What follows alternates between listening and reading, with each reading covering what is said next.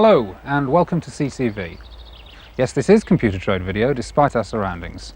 My name is Peter Reynolds and together with Guy Cuny I'm pleased to welcome you to our third programme. Now today, as you can see, we've come out in search of the English summer and I think we've almost found it. In actual fact, we're in deepest Surrey, just north of the Sussex border, and in the grounds of a building that has much to offer to computer dealers of all sizes and persuasions. Later on we'll be showing you around and introducing you to some of the people who work here. But to begin with, let me take you about 30 miles in a northwesterly direction to the other side of London. Somewhere between Finsbury Park and Stoke Newington, a suburban street on a delightful summer's afternoon. But beneath this innocent exterior lurks, or perhaps I should say poses, Guy Cuny with dog and suntan.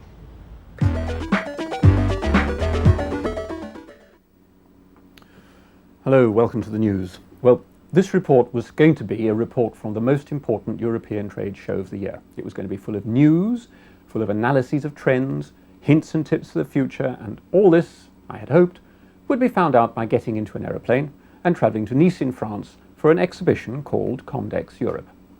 Well, it didn't turn out that way. One important lesson has been presented to us all this month, whether we've learnt it or not, and it's a lesson that everybody, not just the computer trade, should think about. In America, there are two enormous exhibitions and conferences about Comdex. They have one in Atlanta, Georgia, in the spring. They have another, which is usually larger and more important, in Las Vegas in the autumn. And those are so important to the micro trade that anybody who can afford to hire a standby manager for their store leaves it in their charge and heads off to the show. So the organisers of Comdex, that's the interface group, decided they'd like to spend some time trying to establish a show of the same size and importance in Amsterdam. They did it in November. Well, out of the last 3 years, it hasn't worked once. And in the last desperate bid for success, the interface group changed Amsterdam for Nice. They varied the formula by changing November for June, and they added a date of a new event, the International Business Software Conference. It sounded like it could be a winning idea, but when the day came, the visitors just didn't. That makes it a total waste of time for the exhibitors. So, the big exhibitors were European, people like Philips, Bull, ICL, Olivetti, and unfortunately there are too few of these to make a good show, and too few of them came. No Nixdorf, for example, no Triumph Adler, none of the big names we see at Hanover Fair. Similarly, none of the giant names from Secob, and none of the big British firms from Compec. But even if the big American names had been there, I really still don't believe it would have been a success, because fundamentally there's no such thing as a European computer trade. And it's time we admitted this. Whether we want a pan-European industry is another question, and it's a political one. But before we can start taking steps to create a European market, we have to admit that it doesn't yet exist. One interesting thing did come out of Comdex in Nice. IBM did send an executive to talk about their long-term strategy on networking. And in the course of the pretty comprehensive chat about all the things IBM would want to do, this man, Pete Suter, who is head of PC 3270 products, revealed an important new IBM plan, and it is a database software product. Suter was talking about IBM's analysis of the future market, which shows that well over half the personal computers in the world are going to be interconnected in 5 years' time, and onwards. And he said an important part of preparing for this is to make sure that all software will work just as well on its local micro, or through the network, or even down the phone line remotely. It must work the same. And what he said was, IBM does not at the present time have a database product in this area. But he said, we do regard this as a vital strategic need. And you will see an announcement in the future. This sort of talk is almost unheard of from IBM lips. Usually they have a little reflex catchphrase. They say, we do not speculate on future product announcements. This product announcement, I gather, is only a matter of months away, and it promises to be a database product from IBM that can run on a very wide range of IBM machines, possibly even mainframes, being single-user or multi-user at need. When that IBM database finally appears, of course, there is going to be a new machine to run it on, the long-rumoured Amstrad PC clone. There are people at the moment going around exploiting the secrecy of the Amstrad project. They're talking about Amstrad basher machines. If the trade knew what Amstrad really has up its sleeve, and I've got a pretty good idea myself, I think they would just shriek with laughter at some of these clones. For example, there are leaks coming out of Amstrad appearing to suggest that their PC will cost nearly £800. Well, this is nonsense, but it suits Alan Sugar's purpose to let people think that it might be true. First, when he does announce a price, which I think will be roughly half that, it will cause the oohs and ahs that he wants. He'll get the headlines. And second, the gullible will go off to these Far Eastern suppliers of so-called Amstrad bashers, and Alan Sugar can get on with the business without their distraction of tying up the big chains. I'm expecting the Amstrad to be a very big impact on the whole micro market. For a start, I think it'll be a lot faster than the IBM PC. I think it will use the 8086 chip. That's the one in the Olivetti M24, not the 8088, which is in the IBM PC itself. I think it'll have a 0.5 megabyte of memory. I think it'll have a colored graphics display and a 5-inch disk drive and a mouse, probably with GEM, probably not with Microsoft Windows. The machine will take plug-in cards, and that will all be included in the price, which, as I say, I expect to be under £450. I'm afraid I don't know whether there will be a printer included, but I believe not. And I don't know whether there will be a serial or parallel port included either. But I guess that Sugar has noticed how much demand there is now for the serial adapter for his 8-bit system, the PCW. So maybe. Against a machine like that, Taiwanese PC clones with 256 or less, no display, no graphics cards, costing £500 more, they're simply a joke. And worse than that, the suppliers of many of these clones have no credibility whatever. I could take several examples. People called Hokey Cokey sound like a joke. People called Can-Can computers sound like amusing. At Comdex Nice, just to take another name, there was a stand from a company calling itself Inter-Orient Micro. That's the same name as a company supplying Taiwanese clones in the UK, so I popped onto the stand. The people on the stand denounced the UK people as crooks, people who didn't have the right to sell the product, people who lied about who did the design, and they would not get another single machine because now they had started a system of passwords to make sure that machines didn't reach unauthorized people who wouldn't pay for machines in advance, and so on and so on. In the UK, the people retorted that all these things were true, but not of them, of the others. The matter was supposed to be in the hands of 2 sets of solicitors when I last spoke to the people involved, and of course, that means the solicitors are going to get rich. I'm keeping out of it.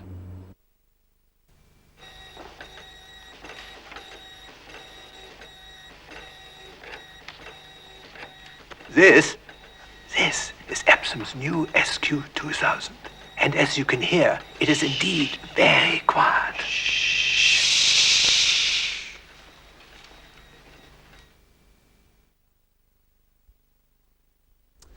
Now, we all know that the micro market is competitive, but the competition doesn't come much tougher than in the distribution end of the business. Personally, I find it very difficult to understand how anybody distributing a normal range of printers and other products makes any money out of it. And in fact, the truth is, of course, that very few of them do. And from a dealer's point of view, what is there to choose between distributors? Nowadays, they all seem to offer much the same service. Any distributor can use an overnight courier, so fast delivery is the norm. And with margins as tight as they are, the difference in price between any of the top half dozen suppliers is hardly worth bothering about. So when Norbane Micro invited us down to their Reading base, I was keen to find out just exactly how they see their service and what they believe they can offer a dealer over and above any of their competitors. Norbane Micro is part of the Norbane Group, a public company with 6 operating subsidiaries, all engaged in the distribution of various electronic components and computer products. Now, this is Norbane Distribution Centre, so let's pop inside and have a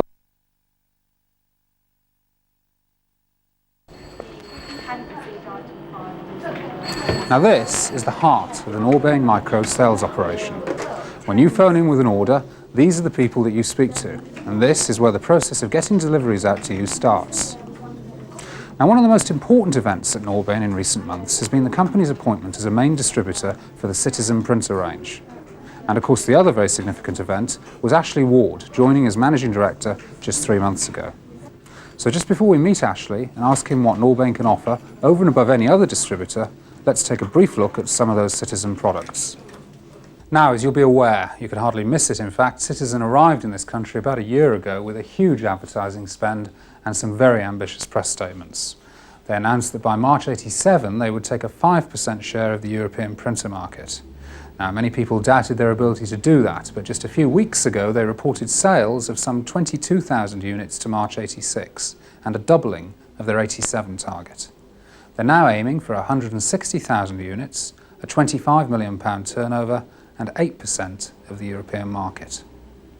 Now this is Citizen's base model dot matrix printer, the 120D. As its name implies, it's a 120 characters per second machine.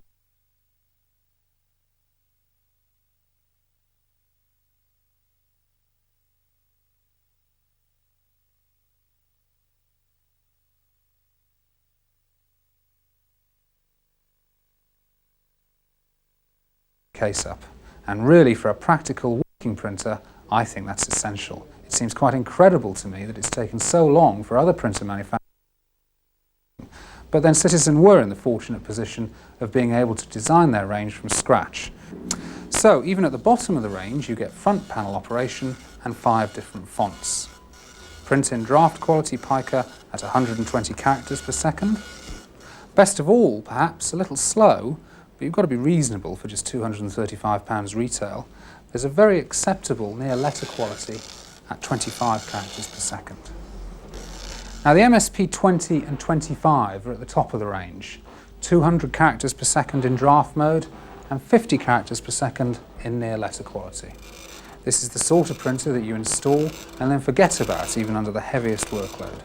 And even if your customers do run into any problems, there's a standard 2-year warranty from Citizen which Norbane supports in its own workshops. The near letter quality mode is excellent, and at 50 characters per second is as fast as most daisy wheels. Also an 8K buffer is standard, and that makes a big difference to how much work you get done on a typical standalone PC. Now to complement the dot matrix range, here is Citizen's daisy wheel printer, the Premier 35. 35 characters per second, friction and tractor feeders standard, the same 8K buffer, and I think you'll agree, one of the best looking printers on the market. So, to summarise then, the printers we've looked at are the 120D, the MSP 20 and 25, and the Premier 35. Now, let me introduce you to Ashley Ward. Tell me, Ashley, why has Norbane made such a big commitment to Citizen? Well, we believe in offering a choice to our customers. Until recently, we were not able to offer a realistic alternative to Epson. Now Citizen have come into the market with a competitive range and a great deal of marketing muscle. We feel that warrants our backing. Okay, but you're still going to be distributing Epson products? Certainly, Epson will continue to be our #1 product for as far into the future as we're able to see in this market. But Citizen, we feel, will follow a very close second. A dealer can go to many places to buy a Citizen printer, or an Epson printer for that matter. Why should he come to Norbane as opposed to anybody else? We certainly offer an equal service to the best in the business. The difference with Norbane is that it's more personal. Like British Airways, we've all been trained in putting people first. And when our customers call in, it really shows. We'd like to be thought of as good as the best on deliveries, support and service. Most importantly, a whole lot more fun to do business with. Yes, okay, but I mean, is being nice, is being fun to deal with, is that enough to actually make a dealer to switch from one distributor to come to Norbane? Providing the service is there, providing the prices are there and providing the products are there, I think the next most important thing is that business is pleasurable. Certainly, the dealer can make a great deal more money out of selling a Citizen printer than he can out of an Epson. And that is because the discounts that we are able to offer are about 1/3 as much again on Citizen as they are on Epson. Okay, so the dealer may be able to make more money out of Citizen, but I mean, frankly, is selling, he's used to the Epson range. The Epson range is very well supported, very reliable, well established.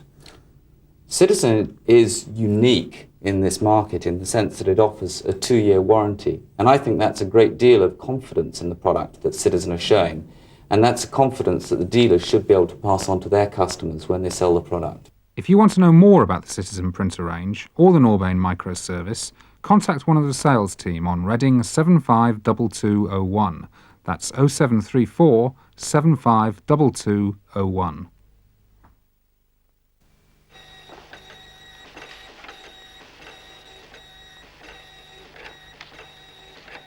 This is Epsom's new SQ2000.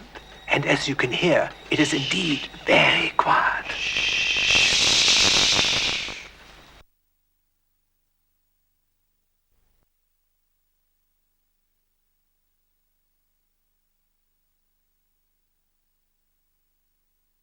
encouraging response from dealers, in fact from everybody who watches the programme.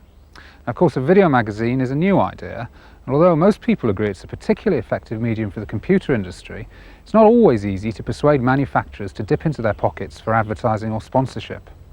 That's why we're particularly grateful to the people who have supported us so far. The CTV Roll of Honour only includes companies that see dealers as being of prime importance to their own businesses. These are the people who have taken the time, trouble and invested the money to make this programme possible for you. I won't apologise for suggesting that you in turn support these companies and consider selling their products in your dealership.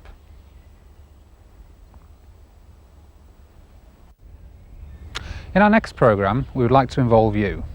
We're looking for articulate and interesting people, dealers or people who work in dealerships, to participate in a discussion with some manufacturers about the major issues of the day. Now, if you're interested to take part, please call me, Peter Reynolds, at the CTV office on 04868 258 88. That's 04868 258 88. Now, for the first in our promised series on market information and statistics. The East Berkshire countryside. Hardly the place that you'd expect to find anything for the computer dealer. But this is the home of Romtech, the leading market research organization for the computer industry. Few people would argue that the reports and information produced by Romtech are essential for accurate targeting of sales efforts and planning of marketing strategies. A tremendous amount of facts, figures and opinions are collected here. The data is sorted, analysed and reports are produced and dispatched to all sectors of the computer industry. On each edition of CTV, Russ Nathan and his team present an analysis of the market from a dealer's point of view. Invaluable information that comes to you entirely free of charge. But firstly, how do Romtech define and analyse the market? In the microcomputer area, we're talking now about 3 classifications of desktop. 2 are quite well known now and embedded in microhistory, namely the basic 8088, 8086 driven type desktop and the more recent 286 driven, more powerful kind, which has concurrent operation and the potential for multi-user operation. Right. Not so well used these days. That will come, no doubt. There is a third type of desktop which we've added recently in our research activity, and that is the one we call the popular PC, due recognition of Henry Ford for his name of a car. It's the same concept. It's the PC that's available to the man in the street because of its price. We're talking about the Amstrad and the Atari, which have made a very considerable impact in the marketplace during the early part of this year. The other categories, of course, would be luggables and portables. Right, right. So we have 5 distinct categories that we measure the market with. Tell me, how big is the cake that dealers are competing for a share of then? Well, in the first 3 months of this year, which is traditionally quite a good time of the year for sales, we're talking about 70,000 units, give or take a few. That compares with just under 50,000 in the same period a year ago. So you can see the unit growth is still there in a time when business conditions are relatively good and profits are quite high for businesses to buy computer equipment. The popular PCs account for no more than a few percent of that market, but that is an area, as I say, which is growing at the moment. Right.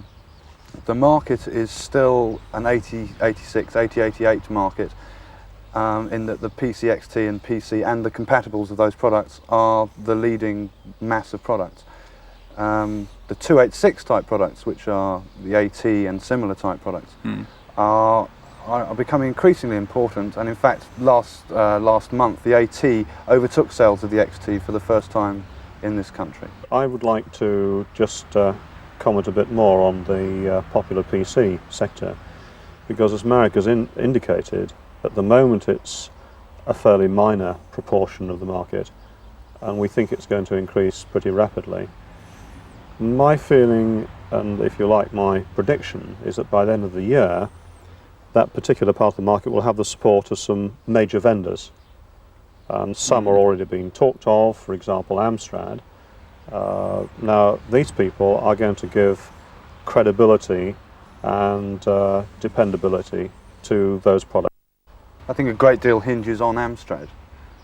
If their product is accepted and priced at a level where they can ship large numbers, then 10% could quite easily be attainable by the end of the year if the product's here.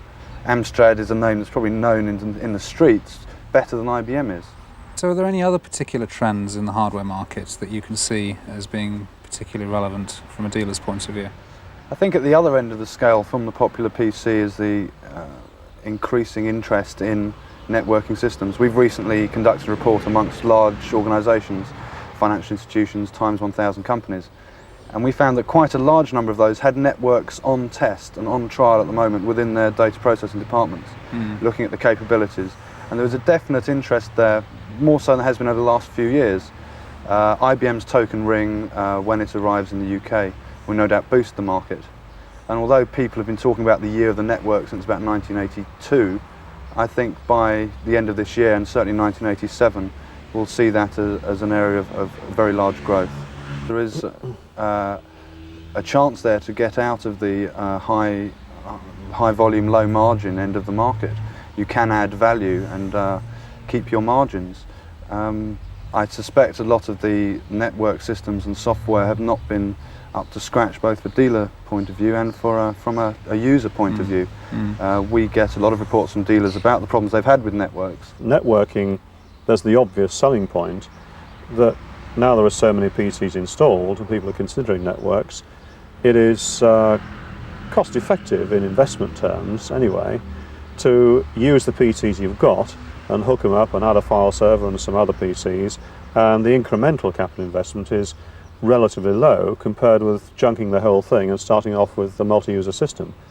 Because there are some limited potentials for including PCs as workstations, but you are changing to something which is a different operating environment, and you're then starting to talk about Unix and Xenix, which also overlaps of course with at the moment the stronger offering in the marketplace, which is the mini computer based proprietary operating system run type machines.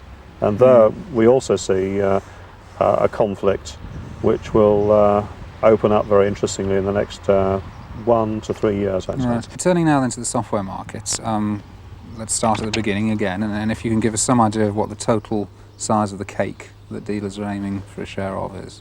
The cake in the first quarter, we've already talked about that in terms of microcomputers, is about 60,000 cross-industry software packages, plus 35,000 accounts modules, which are slightly different in that you have to buy a few modules to have a complete system in general.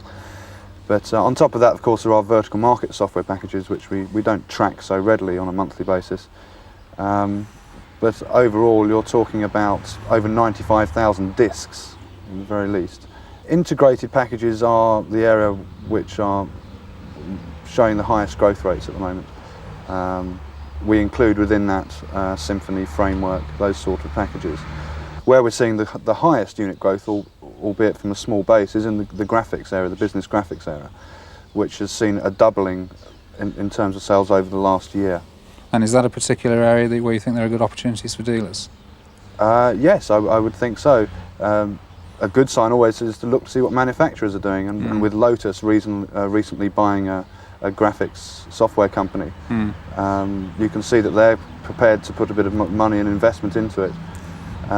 Dealers may well be encouraged to do the same thing. And presumably from a dealer's point of view, if you're talking about graphics software, you're very often talking about add-on hardware products as well. That's true, and there isn't the price cutting that there is in the mainstream micro market on peripherals in general. Is there anything you'd like to add to that, Russ? I'd rather like to pick up from the things that Marek was saying about integrated packages, because I think a very interesting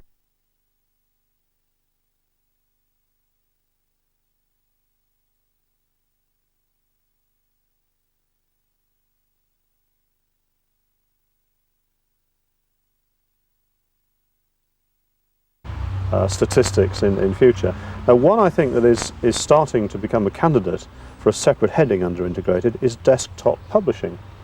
A great deal has been heard about that, and Apple, particularly as a vendor, has created quite a strong impression in that area.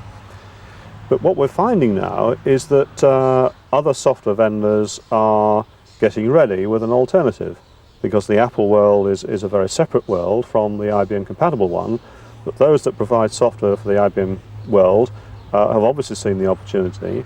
The early example is the GEM family of software, which can be seen, and we are indeed in-house using it as a publishing operating set of programs and producing our reports using those, integrating text and graphics. And what we hear is that there are vendors who will be announcing later this year for IBM equipment more sophisticated forms of desktop publishing for the IBM type machines. And I think that is potentially a very exciting extension to integrated software. Taking up from something Marek was saying earlier about network systems, there are some real challenges to be faced there. It's getting software packages that everybody knows and loves, like DBase3 and Lotus 123 and many others, of course, to work in the networked environment and produce bottom line good results for the businesses in which they're installed. And I read articles and I very much identify them with the point of our own business operations, that it's a hell of a slog getting a network system to work these days, and when you've done it you think, gee, that took a lot of months, a lot of pain, a lot of aggravation, and what has it really done for the bottom line of the business? So what I'm saying there is that the real challenge for dealers is to crack some of those problems, both technical and commercial in terms of a proposition, and then they've got a much bigger market. So what you're talking about is actually selling support. Yes, it's selling support from within the dealership, and I think most certainly from the vendors themselves. I think in the network area they've stood back rather too far from dealers without getting more into the front line with dealers. And I hear some nice things from IBM that they're not going to sell to corporate accounts directly in competition with their dealers, but they're going to support the dealers. Well, that's an excellent principle. It's been a long time coming, and one has heard a lot of horror stories on the way when vendors have learnt that lesson the hard way and alienated their dealers. But IBM making that sort of development is very important, and I think it should be extended to things like networking. But how do you think end users are going to react to that? They've been used to getting support in the micro area free for a long time. If that's where if that's where dealers are going to be making their money in the future, are end users going to be prepared to pay for it? I see this very much as a marketing challenge for dealers. And at the risk of being a little controversial, I feel that dealers have been good at selling, and particularly the big ones, but I think marketing is not quite as strong a point in most dealerships as their ability to sell. Marketing is about targeting markets and working out how best to penetrate them with the appropriate sales promotion, the really professional sales approach with the right sort of sales support, as you say, and with full vendor cooperation in things that are complicated like network systems. I think you might well find that there is another type of polarization of dealer type from that which we've commonly categorized them so far with. Whereas so far we've been talking about systems houses, software houses, various kinds of retailer, etc. 11 classifications we recognize. What we're now going to find is that there will be a polarization about the level of complexity of the professional DP abilities required. And that's, if you like, another dimension on that matrix. Okay, perhaps I can put you in the hot seat. If you were a dealer and you were setting up in business tomorrow, what particular strategies would you be adopting, or what particular angles would you be seeking to take on the market? I think there are various strategies. You can, as a dealer, sell low-price PCs and make your money in other ways. Increasingly, training companies are coming to the fore and offering training on Amstrads at £150, £200 a day, and that is quite a decent amount. You can, on the other hand, go to the top end and say, I'm fed up with competing with the enormous dealer around the corner, and I'm going to find myself a niche. And you can find your niche both in terms of multi-user and networking products, or you can look towards vertical markets, which increasingly manufacturers are doing as well as dealers. I'd just like to come back to this marketing thing, which I think is so important and to some extent so lacking. And that is with that particular spectrum of possibility, it's very important for dealers to be very purposeful in targeting the market that suits their particular skills and their experience, and finding out enough about that marketplace to launch the really effective sales promotion that they need to be successful. So what about IBM? Yes, I would say that the IBM factor just cannot be ignored for foreseeable time to come. And in the first quarter of last year, 48% of all units delivered to the marketplace were IBM or IBM compatible, and that has gone up to 68% in the first quarter of this year. That represents a very dramatic growth of that particular standard, and we do expect that to continue. Ultimately, we think that will get to 80%. Now, what becomes more interesting is the composition of that 80% and IBM's part of that. From the observations we made in the first quarter of this year, it would appear that in total IBM vendor terms, their share of that has gone down slightly. And there certainly is an indication that the compatible makers are starting to beat IBM back to some extent. You can't ignore IBM. If I was going into business as a dealer, and I've often contemplated this, it's a challenge I'd love to have one day, I would start off trying to get an IBM authorized dealership. That's the first port of call. It gives you credibility, it gives you the ready-made marketplace that is so ready to accept your products. Right. That's no surprise, I don't think. No, that's no surprise. But after that, Yes. whose door would you be? Applications manager at Brother. Now, Mike doesn't know this, but head office in Manchester described him to me as the man who knows everything there is to know about printers. And if there's anything at all that you want to know, and Mike doesn't know it, well, nobody does. Anyway, today, with Mike's help, we're going to be looking at 8 products, 3 daisy wheel printers, 4 dot matrix, and the unique... It's the obvious selling point that now there are so many PCs installed and people are considering networks, it is cost effective in investment terms anyway to use the PCs you've got and hook them up and add a file server and some other PCs, and the incremental capital investment is relatively low compared with junking the whole thing and starting off with the multi-user system. Because there are some limited potentials for including PCs as workstations, but you are changing to something which is a different operating environment, and you're then starting to talk about Unix and Xenix, which also overlaps, of course, with at the moment the stronger offering in the marketplace, which is the mini computer-based proprietary operating system run type machines.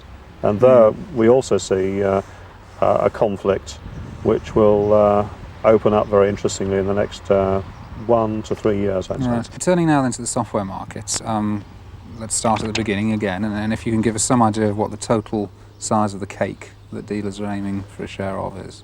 The cake in the first quarter, we've already talked about that in terms of microcomputers, is about 60,000 cross-industry software packages, plus 35,000 accounts modules, which are slightly different in that you have to buy a few modules to have a complete system in general. But on top of that, of course, there are vertical market software packages, which we don't track so readily on a monthly basis. But overall, you're talking about over 95,000 disks, in the very least. Integrated packages are the area which are showing the highest growth rates at the moment. We include within that Symphony framework, those sort of packages. Where we're seeing the highest unit growth, albeit from a small base, is in the graphics area, the business graphics area, which has seen a doubling in terms of sales over the last year. And is that a particular area where you think there are good opportunities for dealers? Yes, I would think so. A good sign always is to look to see what manufacturers are doing, and with Lotus recently buying a graphics software company, you can see that they're prepared to put a bit of money and investment into it. Dealers may well be encouraged to do the same thing. And presumably from a dealer's point of view, if you're talking about graphics software, you're very often talking about add-on hardware products as well. That's true, and there isn't the price cutting that there is in the micro market on peripherals in general. Is there anything you'd like to add to that, Russ? I'd rather like to pick up from the things that Marek was saying about integrated packages, because I think a very interesting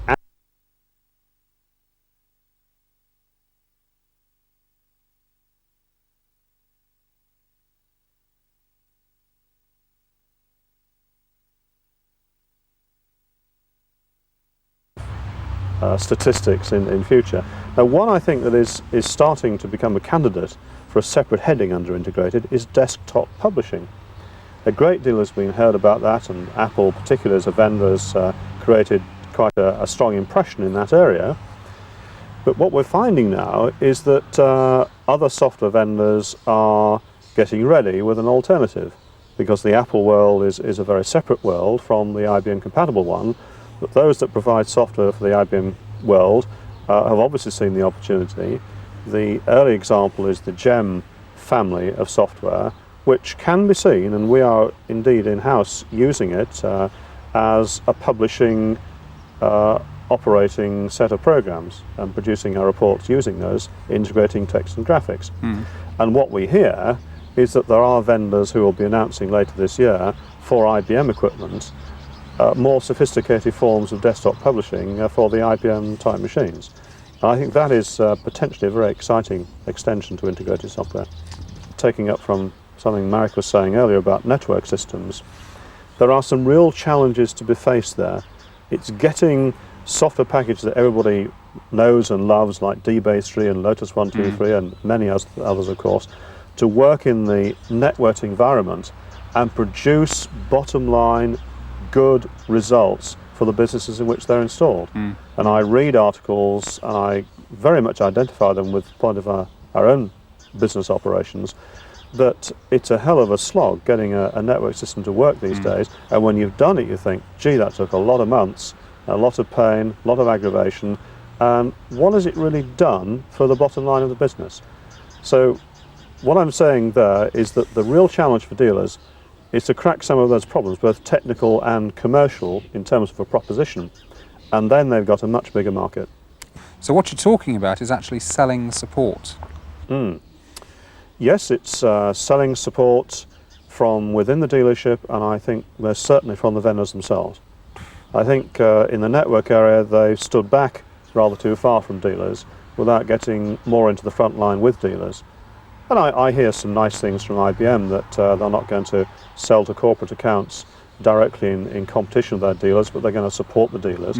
Well, that's an excellent principle. It's been a long time coming, and one has heard a lot of horror stories on the way when vendors have learnt that lesson the hard way and alienated their dealers. But IBM making that sort of development is very important, and I think it should be extended to things like networking. But how do you think end users are going to react to that? They've been used to getting support in the micro area free for a long time. If that's where if that's where dealers are going to be making their money in the future, are end users going to be prepared to pay for it? I see this very much as a marketing challenge for dealers. And at the risk of being a little controversial, I feel that dealers have been good at selling, and particularly the big ones, but I think marketing is not quite as strong a point in most dealerships as their ability to sell.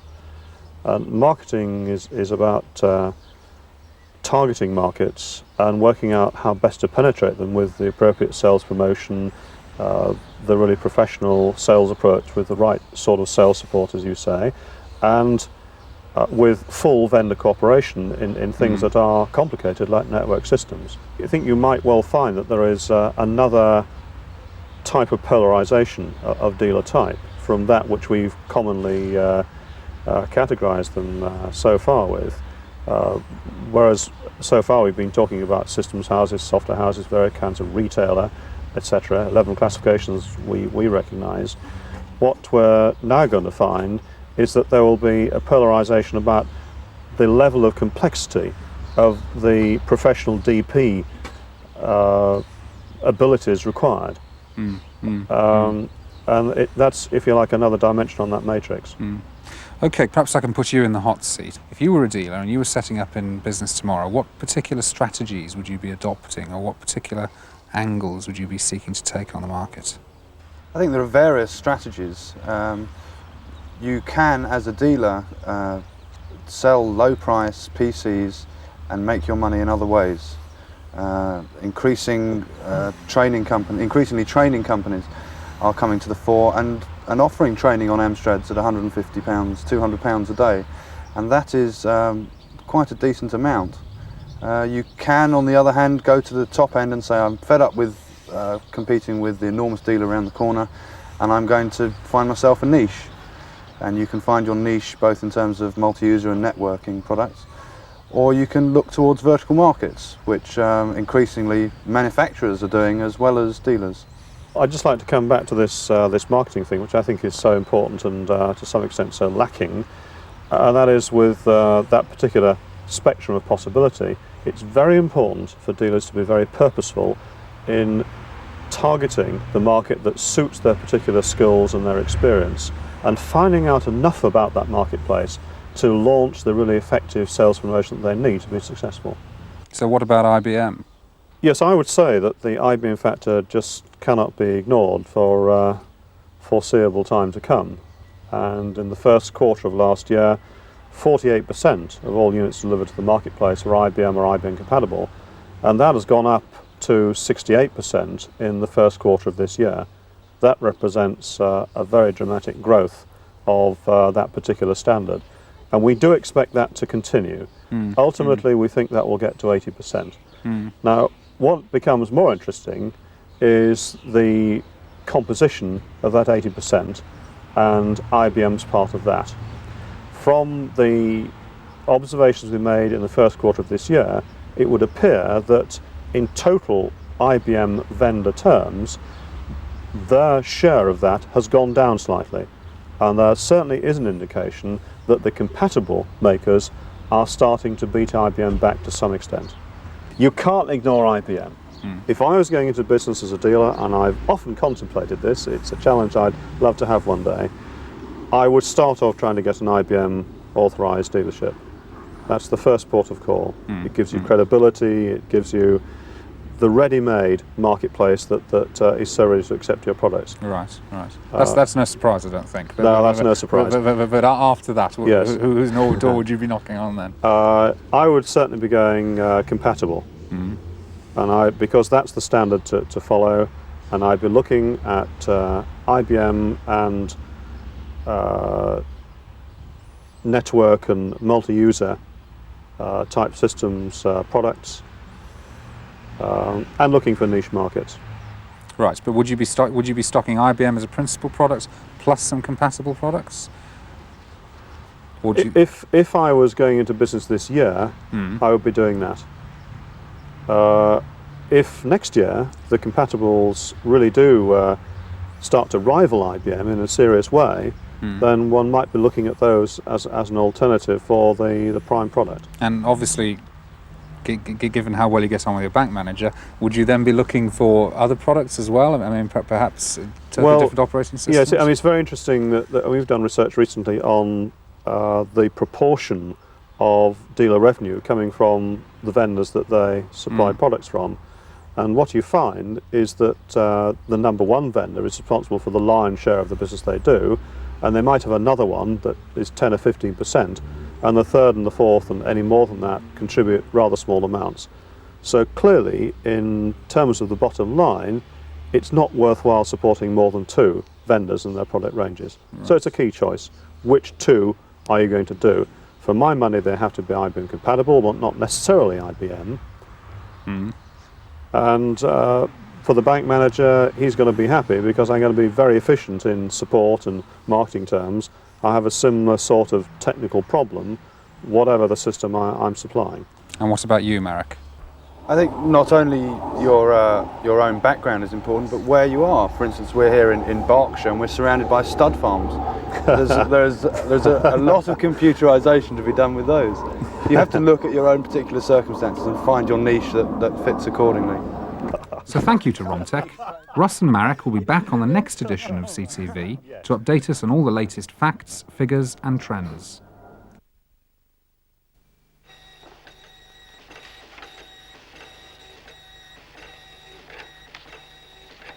This is Epsom's new SQ2000. And as you can hear, it is indeed very quiet.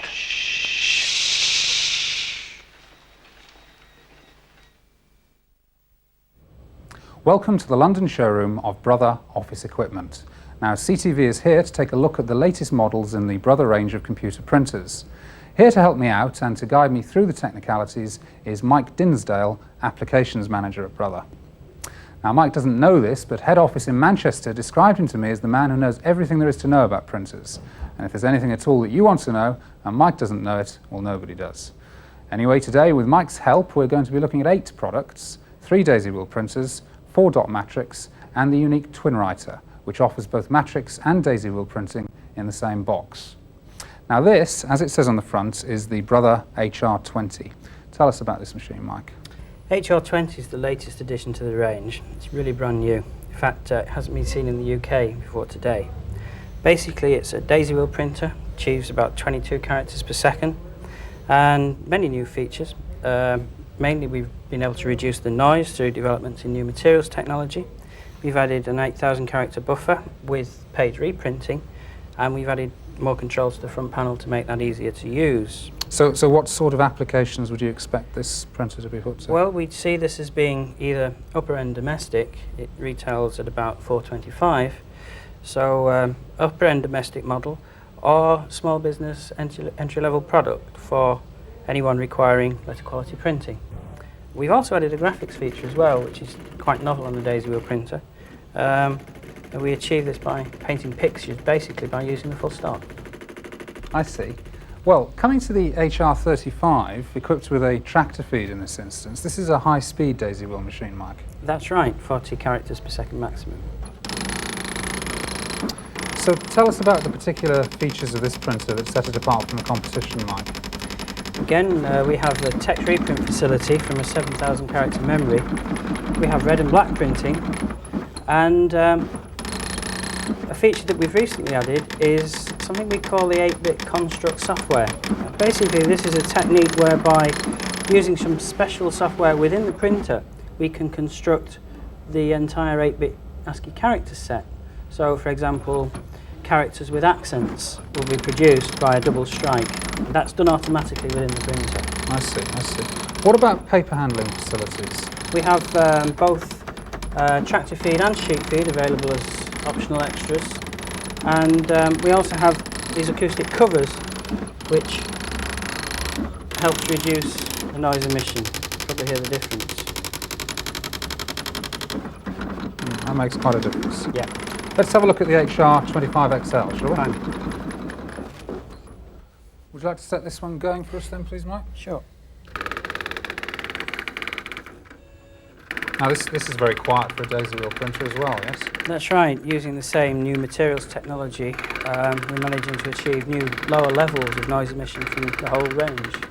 So what do you mean by that? How exactly are you using this new materials technology? Well, it's still a little classified, but it really relates to the design of the platen. I see. What other features can you tell us about this particular model? We've developed a new triple economy ribbon which uses a 3-lift system to get basically 3 times more out of a ribbon cassette than we would normally expect, yet we still maintain compatibility with the previous ribbon systems we used. So more convenient and more economical? That's right, yeah. I see. Okay, well let's take a look at some of the dot matrix printers now, shall we? Starting with the 1109. Where would you see this fitting into a dealer's range? This is really our entry-level product. It also lends itself very well towards education, because it has the same kind of power as the bigger machines, but yet it's a low acquisition cost. And this is a near letter quality printer as well? This also has near letter format, yes. Can we have a look at that? Sure.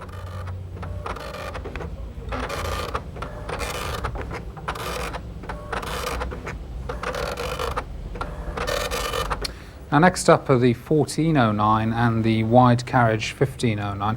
I guess these are the real workhorses of the range, Mike. That's right, yes. This kind of printer represents probably the largest market sector in terms of printer sales. I see. Now, on a wider subject, tell me, what sort of technical support can you offer to dealers? Well, apart from all the usual facilities, I'm primarily concerned with application support, which means that we're in a position to advise on the use of hardware and software with our printers. We can discuss most of the major packages available for IBM or ACT or any other popular micro, and that can be actually talking a customer through an installation, getting all the bits that should work to work in the way that they would expect. So you'd actually go to the end user yourselves? If the dealer makes that request, we are prepared to do that, yes. I see, I see. Okay, now this one is the one I'd like for Christmas, please, Mike, with a sheet feeder for me, please. The 2024L. Tell us about this machine. This is a 24-pin letter quality machine. And the unique thing about this is that, being a letter quality device, we programmed it to think both as a daisy wheel machine and as a dot matrix machine, which means you could unplug any one of our daisy wheels, put this one in its place, and it will do all the print enhancements in the same way the daisy wheel would. Or we can use it as a pure dot matrix machine. I see, I see. Now, I mentioned the twin writer earlier on.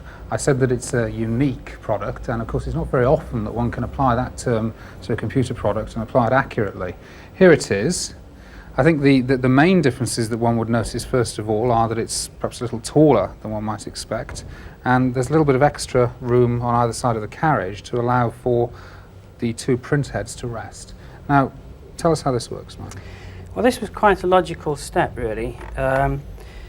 What everybody wants from a printer is a machine that can handle both technologies, giving true letter quality, as formed by the daisy wheel, and the ability for graphics and high-speed draft work, as produced by a dot matrix head. But actually putting them both in the same machine is quite a logical step. Mechanically, it wasn't difficult to do. The hard part was getting the software in the machine to work in a way that was invisible to the computer. And it took about 2 years to do it, but we finally produced a machine which is capable of all that kind of work. So now you can produce true letter quality and text and graphics, or high-speed draft, from one unit, and that represents a lot of economy. And you can mix use of the daisy wheel head and of the matrix head in the same document? In the same document, in the same line, in the same word, if you wish to do so. I see. Okay, thank you very much indeed for setting up this demonstration, Mike. Thank you. Now we're going to have a brief word with John Carter, Brothers National Sales and Marketing Manager. The success of selling printers in the UK is by appointing the right distributors. The dealers, although a lot of them will say we wish to deal with the manufacturer direct. In fact, it is very much proven case now that if you get your distribution right, and we have 6 distributors in the UK, that they will put a lot of effort behind you and give you that extra marketing arm, which is absolutely essential to get to number one. Dealer support, again, dealing through distributors, they obviously support it, and we support them with advertising on a 50-50 basis. We also extend that down to the dealer basis. We support them by ways of contributions towards advertising, 50-50 advertising, and we also run with his Brother Master Dealer scheme. And where a dealer is prepared to put some commitment behind marketing Brother printers, we offer staff training, we offer technical training. On top of that, there's various incentive schemes which we run, similar to this is running at the moment. Really, to reward the salesman for selling Brother products and create a loyalty across the whole range of our products. Now you say that depends on the dealer giving some form of commitment to selling Brother products. Well, what do you mean by that? Well, a commitment to selling Brother products, there's a lot of what we call box shifters out in the marketplace.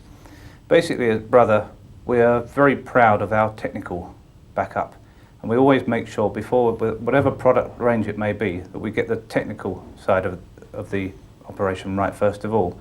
It's no good coming in from Japan with lots of products, trying to ship thousands of products in the first year, not being able to support it by things like spare parts, technical manuals, applications people with inside. By showing commitment to moving a fair number of products from us, we will train him on these, we'll give him help in demonstration units. We also are employing people for helping in demonstration situations, but the dealer has got to offer for us the ability that he will support the products after he's been trained by Brother. Right, but would you expect a dealer to be selling Brother printers exclusively, or would you perhaps expect him to be selling Brother alongside other brands? Ultimately, we'd like to think that they would sell just Brother printers. The reason that we go through distributors is that they offer a range of products. Finally, John, overall, what would you say a dealer stands to gain from stocking Brother printers as opposed to any other make? Well, basically, what he gains is we're proud of our profit. and we'd like the dealer to be proud of his profit as well, because he's going to need that, even more so with the price war which is existing at the moment and margins eroding and prices coming down. Basically, he's going to make a good margin selling Brother printers. He's also got a product which is second to none in terms of reliability and value for money. He's also got the support of a large manufacturer, large international manufacturer, who's going to be around for years to come. And I think the stability, the product lineup which we continue to enhance, the product development, is all a reason why the dealers should seriously consider Brother, and those who are already selling Brother products, we can just say that this is only the start of it. Thanks once again. Thanks for looking after us here today. Just finally, very important point, how should dealers get in touch if they want to know more? If they want to get in touch with us, they can ring our computer peripheral sales desk in Manchester on the first occasion. That's on 061 330 6531. We have a team of nice girls up there. Alternatively, our distributors, they advertise heavily in various magazines, and I expect you all know who Brother distributors are already, so contact those. Thank you very much indeed, John. Lovely. Thank you very much.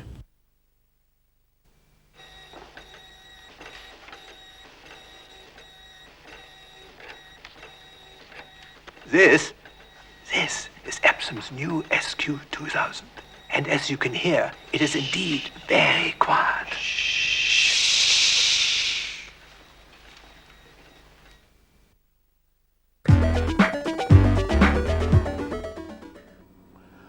Right, well, so much for that. Now the rest of the news. Distribution's been interesting. I've been looking at all the signs and they show that P&P micro distribution is on course for another 20% plus growth year, possibly more, 30%. I find this very interesting because nobody in the trade has failed to inform me recently about how hard times have been over the past year. And yet I see none of the signs of a collapsed market. It's true, soft sell has had a troubled time. But then in America, distributors are very much at each other's throats, and that, coupled with a series of strange management policies in the UK, seems enough to me to explain soft sell's battle to make a profit. Also, it explains its recent reorganisation struggle. But the printer people are still selling printers more than ever. Successful distributors are making profits and growing. And there are several shoestring-level new industries growing up around Amstrad and its PCW word processing range. There are new programmers, new distributors, new dealers. I mention this as an introduction to serious reports which I hear from America, which suggest that the price of software is about to rise. Yes, the price of a typical business program is high, around $500. But in order to use it, say these people, the typical PC owner has to spend weeks, months even, learning the controls. So the real cost is much, much higher. So, therefore, an increase in the main selling price won't affect the overall price, and software houses will be able to put the main price up without affecting sales. I find the argument amazing. The evidence to me is clearly the opposite.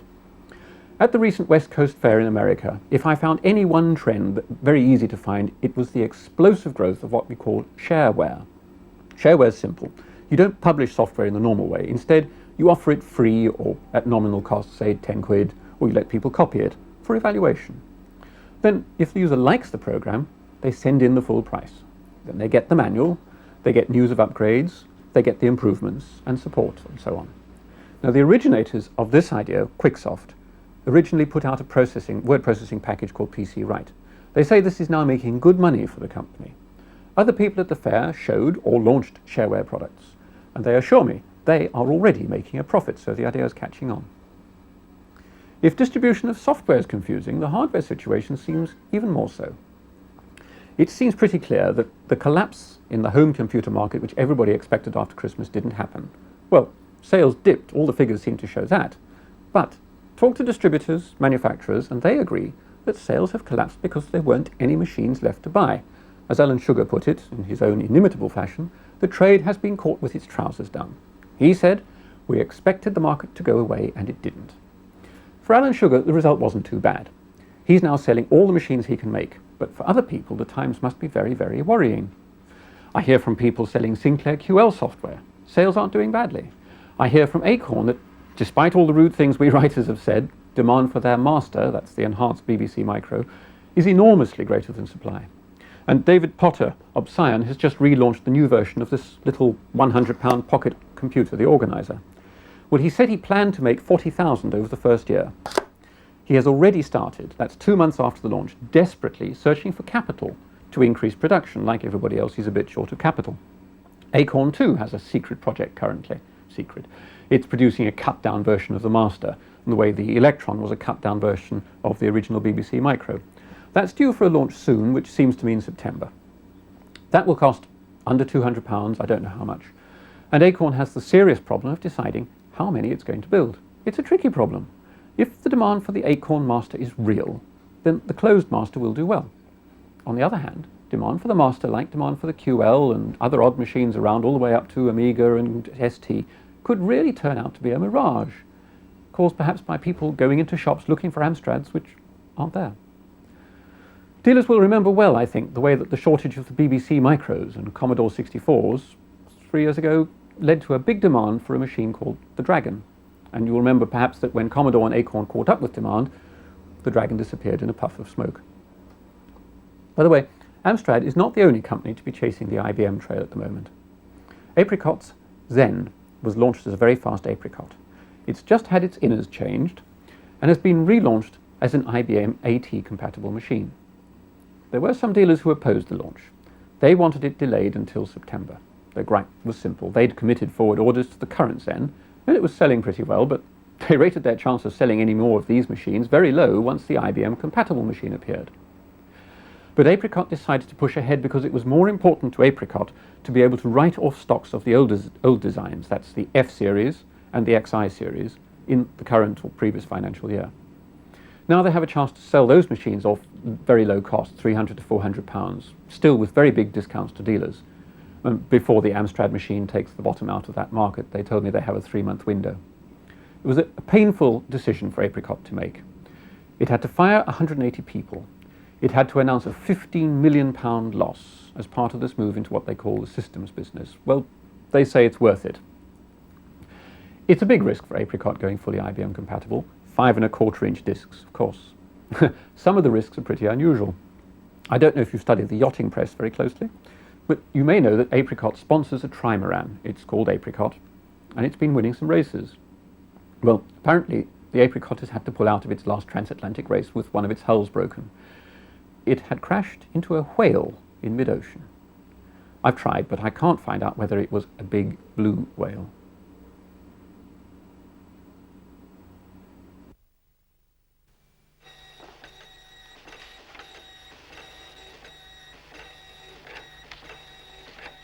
This is Epsom's new SQ2000.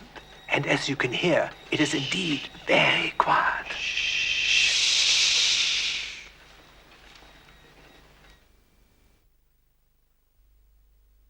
Branksome Hilders. A charming little Devon village? No. Perhaps a challenging and exciting hill climb course? No. Or a grand old country house where rich computer dealers can be pampered and cosseted in their old age? No. Branksome Hilders is the Olivetti International Training Centre in Hazelmere, Surrey, and quite an impressive venue it is too.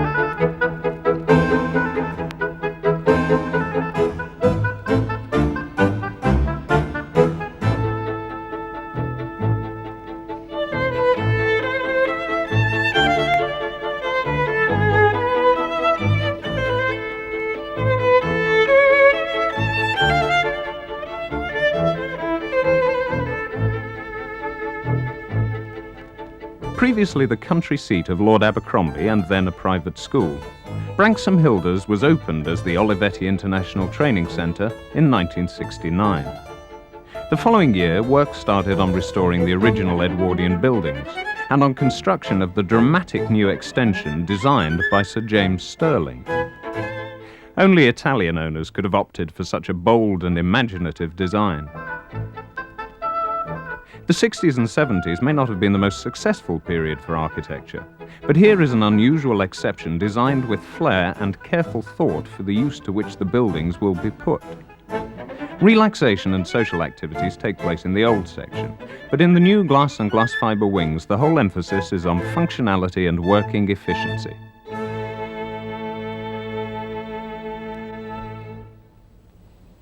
We're here to talk about training. Not necessarily end-user training or even training on Olivetti hardware and software. Now, of course, the centre offers those facilities, and we'll look at the entire curriculum a little later. But the aspect that we want to focus on today is dealer staff training.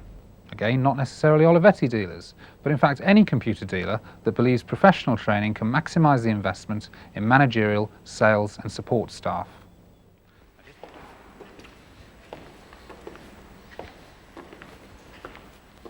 Now, just before we take a look at what's happening in the 18 seminar rooms today and have a chat with some of the centre's staff, I thought this would be a very good opportunity to take a brief look at the 3 new micros launched by Olivetti at the beginning of April.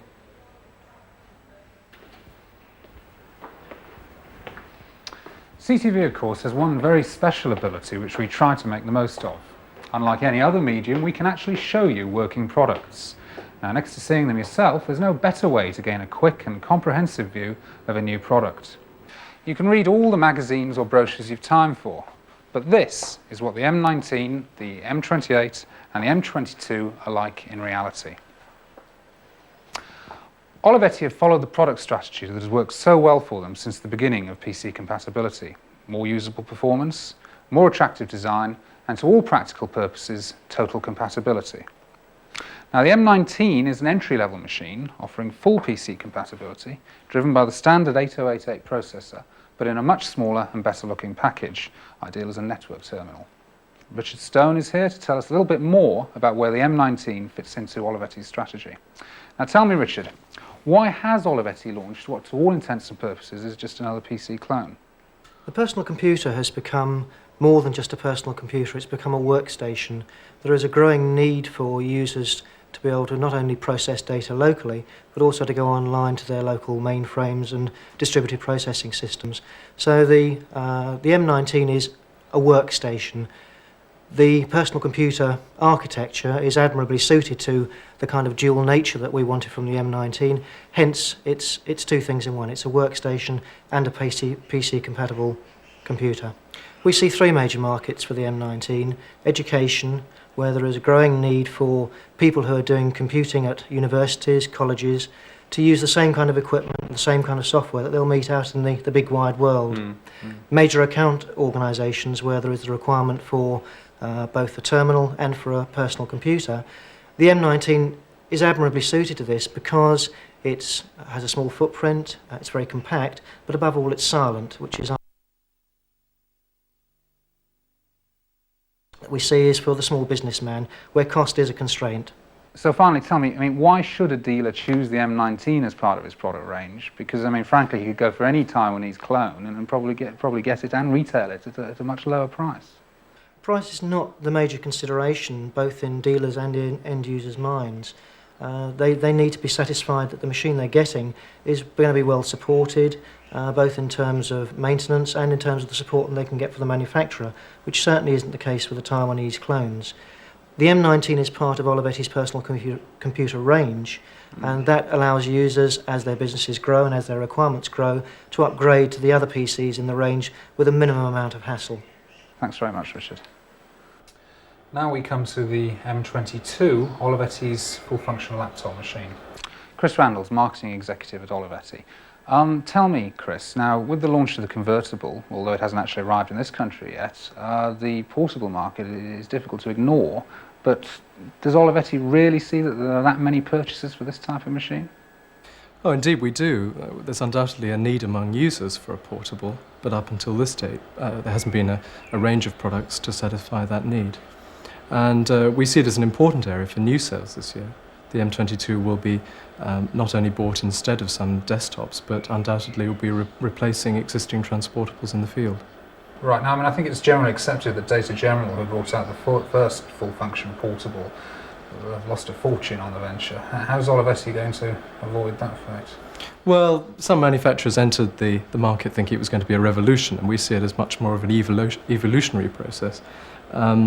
It's interesting that the manufacturers who entered hoping for explosive sales geared their pricing and distribution policies level, and of course they've been disappointed. It's also interesting to note that the manufacturers who've in general failed are manufacturers who haven't had previous PC expertise, don't have a range of dealers who are used to selling PCs. So we think we're strong on both counts. We're not diving in headlong, that we're presenting a product to the market, and we of course have a range and we're known in the market for PCs. What particular features about the M22 do you think are going to make people choose this product? Well, first of all, it is truly compatible. It's a full PC compatible, which rather marks it out. Secondly, it has a full-length IBM slot, so it can take a network card or a comms card, and that marks it out from its competition. It has a really readable display with a correct aspect ratio, so you get proper circles, and it's readable from a wide range of angles. And it's competitively priced. It has a hard disk option, but probably most important, it can run off batteries, so we can really call it a portable. Okay, thank you very much indeed, Chris. Thank you. Now, the M28 is, of course, the most important new model. Olivetti's AT compatible. To tell us a little bit about this, let me introduce Bob Garrett, Olivetti's marketing manager. Bob, first of all, perhaps you could describe the machine to us and tell us a little bit about the features that set it apart. Okay, it is based on the 80286. It has a basic memory of 512K, which is upgradable to 1 megabyte on the motherboard and 7 megabytes in total. It has 3 slots for disk media, and we will be going up to a maximum of a 60 megabyte disk drive, and also offering streaming tape units of 20 or 60 megabytes. It is, as you say, an AT compatible, but really that is just the starting point. Like the M24, we added extra features as standard parts. For example, interfaces, serial and parallel. The high-resolution graphics controller is standard. So really we're offering extra features as part of the standard package. And what markets exactly are you expecting dealers to sell the M28 into? 3 major markets. The first one is what we could call a power user, somebody that has very, very large drives and very fast processing. Single user? Yes, single user. Secondly, in the local area network environments where somebody wants a powerful file server. And thirdly, and perhaps the most interesting one, is the small multi-user market, where we see it being sold with Xenix as an operating system for accounts and other office automation applications. Now, I gather that the launch of these machines, all 3 in fact, was something rather special. What exactly did you do? Aside from the normal dealer and press conference, we decided to do something extra. We were aware that from dealers that there was a lot of end-user interest even before the launch because of rumours. So to help the dealers get off the ground with the new products as quickly as possible, we decided to hold an actual exhibition. So for 2 days after our dealer conference, we asked dealers to invite their customers and their personnel in to see the new machines and have them explained by all of our sales staff. We also decided to help the dealers get off the ground quickly, that we would run a training course moving around the country from area to area, again so the dealer salesman could learn about the machines as quickly as possible. I see. Well, tell us some more about the format of these dealer courses. Right. We held it for 1 day in each major centre and invited in dealer sales personnel, and we explained to them the markets that the machines could approach, all about the configurations of the machine, the pricing, the availability. So really we gave them a complete introduction to the new machines and the markets they should be selling into. Thank you very much indeed, Bob. Thank you. So that's the new machines. Let's take a look now at the other side of Olivetti, essentially the people side. Let's find out a little more about that support and training which Bob was talking about. As Olivetti say in the brochure on the centre, Hazelmere is a school, but also a point of connection and fusion for Olivetti management and staff throughout the world. It's also a centre for some of the most eminent scholars of managerial science in the world. Here, the conventional V24 interface and a V35 interface, because the 56 kilobit circuit you might get from Killerstream will actually connect onto a 3270 controller. Have you ever seen a 56 kilobit link 3270 controller? They're quite impressive in terms of, you know, it's miles away from the mainframe. You actually get very, very good response time from it. The old ones are distinguished from the new ones by a category name. The category A devices are for the newer devices listed here. The One of which is a connection to the host. There are so many different models of it now, and little changes in configuration, it produces another little number here. The buzz and tag reference, by the way, is meant to be a reference to the parallel channel interface. But the people who really know what the centre is all about are the management and training staff. It has a loop interface available. Things that we're able to offer is the training environment.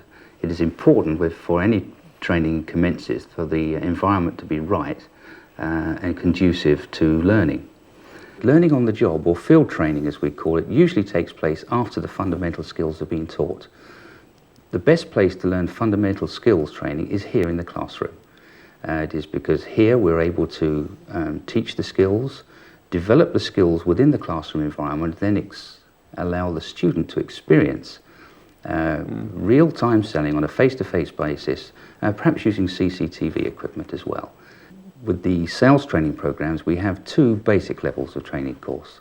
One which addresses the needs of the new salesperson, or the salesperson that needs to refresh on skills perhaps that have been taught previously, and a more advanced levels of selling skills training, which would go into such subject areas of cost-benefit analysis, negotiating skills, and other such important areas of training concern.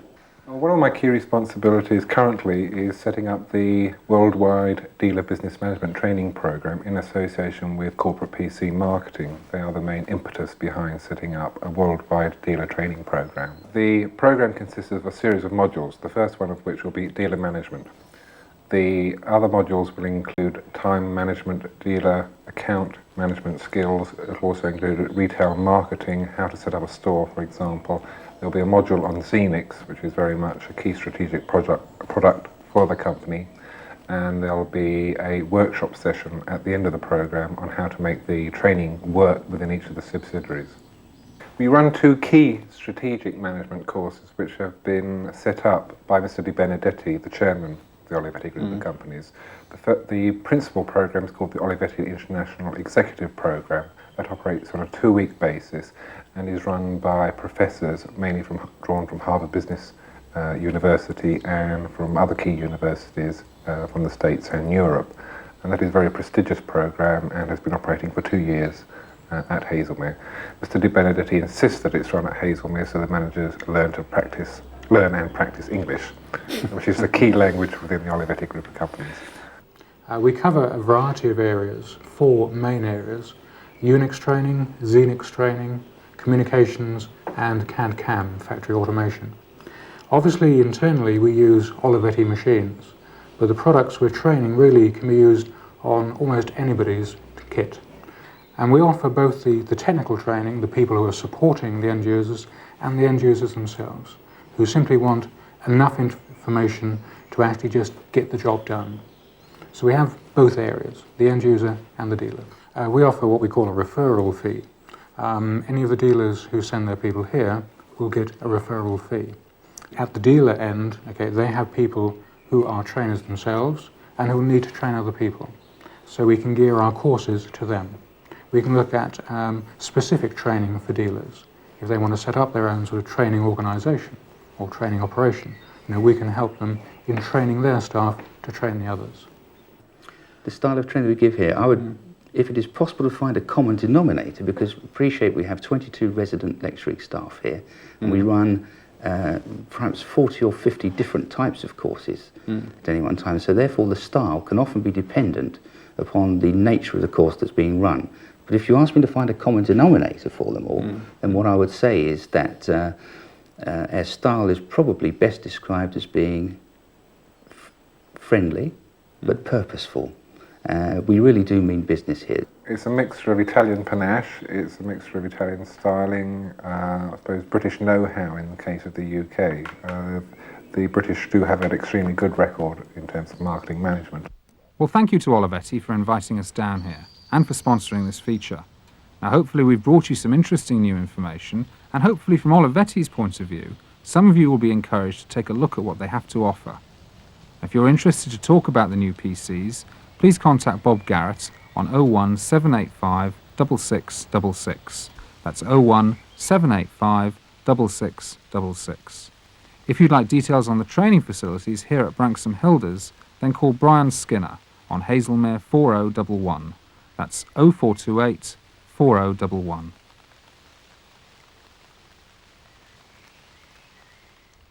Well, that just about wraps it up. Thank you once again to Brother, Epson, Norbane and Olivetti, who provided the finance for this edition of CTV. Please remember that we want you on our next edition, giving us your opinions and letting us know from the horse's mouth how to be a successful computer dealer. The number will come up on the screen in a few moments, so please do give me a ring. Thank you for watching, and remember, you saw it first on CTV.